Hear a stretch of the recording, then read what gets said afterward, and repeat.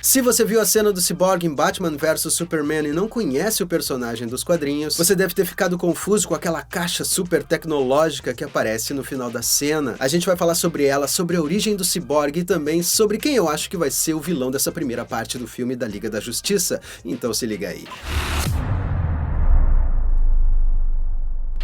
Oi, eu sou Gustavo Cunha e no filme Batman vs Superman nós somos apresentados ao Cyborg, que vai ser um personagem muito importante no filme da Liga da Justiça que chega agora em 2017. E hoje a gente vai conhecer um pouquinho mais sobre esse personagem e também um pouco mais sobre aquele cubo brilhante que a gente vê ali na cena de nascimento do Cyborg. Esse cubo, aliás, tem tudo a ver com os vilões do filme da Liga da Justiça. Sim, você não entendeu errado, eu disse os vilões. E você vai entender por quê daqui a pouco quando a gente falar sobre aquela cena deletada que a DC soltou misteriosamente algumas semanas atrás, chamada Communion. Bom, voltando à cena do Cyborg. A gente vê na cena um cientista que tenta trazer de volta à vida uma pessoa que teve o corpo quase totalmente destruído. E a gente vê que sobrou basicamente só a cabeça e uma parte do tronco dessa pessoa. Pela cena, a gente percebe que esse cientista não tá tendo muito sucesso, até que no último registro, ele aparece ao lado de um tipo de caixa que parece ter sido ativada independentemente da vontade dele. E essa caixa vai se movendo na direção do paciente. Essa caixa de alguma forma começa a se fundir com o paciente e a gente vai percebendo que os membros dele, pernas e braços e tudo mais, começam a ser reconstituídos. Bom, vamos por partes. Aquele cientista que a gente viu se chama Silas Stone e o paciente é o filho dele, Victor Stone. Victor Stone era uma espécie de criança prodígio com um QI de 170, que é o QI de um gênio. Porém, ele não se dava muito bem com o pai dele, o Silas, que era um cientista brilhante e resolveu seguir por um caminho diferente da ciência, se tornando um fenômeno do futebol americano no colégio. E um dia, quando o Victor está visitando o pai dele nos laboratórios Star, um acidente acontece e ele tem a maior parte do corpo destruída.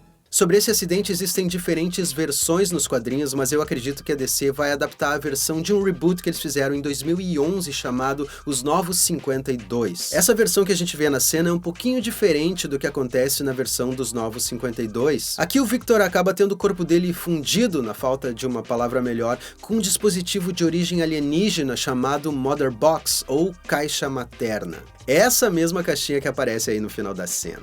E essa caixa materna é o que vai criando todo o resto do corpo cibernético dele no filme. Tá bom, mas o que diabos é uma caixa materna? As caixas maternas são um tipo de supercomputador vivo. Elas são uma tecnologia criada por uma raça alienígena muito poderosa chamada de Novos Deuses. Essas caixas são uma combinação de tecnologia e biologia que vivem em simbiose com seu dono, ou hospedeiro, né, no caso do Cyborg. E elas são capazes de rearranjar a matéria, podem ser usadas para que seus donos viajem por distâncias gigantescas.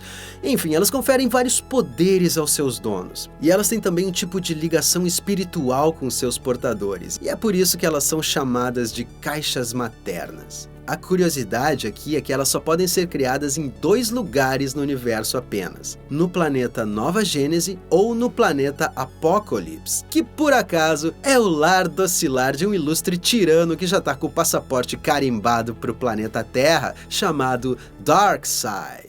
Sendo assim, a pergunta que não quer calar é como diabos Silas Stone conseguiu uma caixa materna. Nos quadrinhos a gente já tem a resposta, ela foi trazida pelo Superman, mas eu acho que no filme eles vão arranjar uma outra explicação para isso. O fato é que essa caixa materna é responsável por transformar o corpo do Victor Stone nessa cena, reconstruindo as partes que foram destruídas. Assim como o Imperador Palpatine fez com o nosso querido Anakin Skywalker de uma forma bem menos materna. E é essa caixa materna que vai transformar o Victor em um tecnopata capaz de interagir com qualquer tipo de tecnologia. Porém, esse não é o único momento em que a caixa materna aparece em Batman vs Superman. Há algum tempo atrás, a DC colocou na internet uma cena isolada chamada Communion, que não aparece na versão dos cinemas do filme. Nessa cena, um grupo da SWAT entra na nave do Zod para prender o Lex Luthor, e eles acabam dando de cara com essa figura aí. Congela tudo. Antes de qualquer coisa, dá uma olhada naquelas caixas na frente dessa criatura. Elas estão parecendo familiares para você?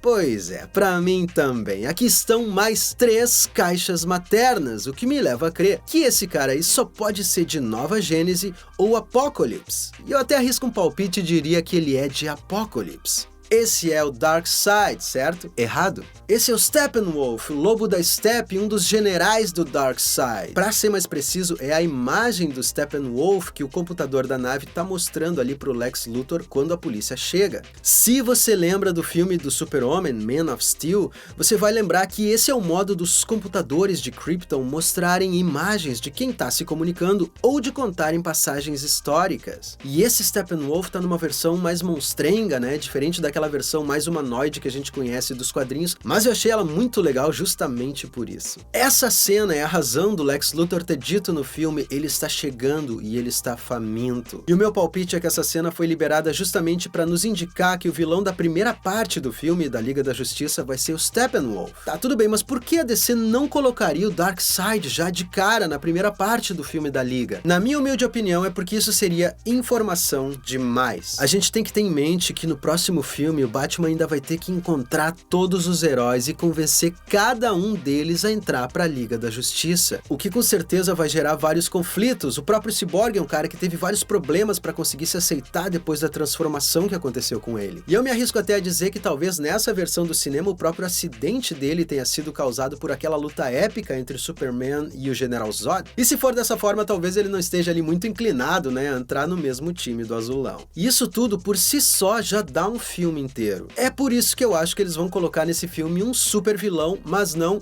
o super vilão. Faz sentido, né?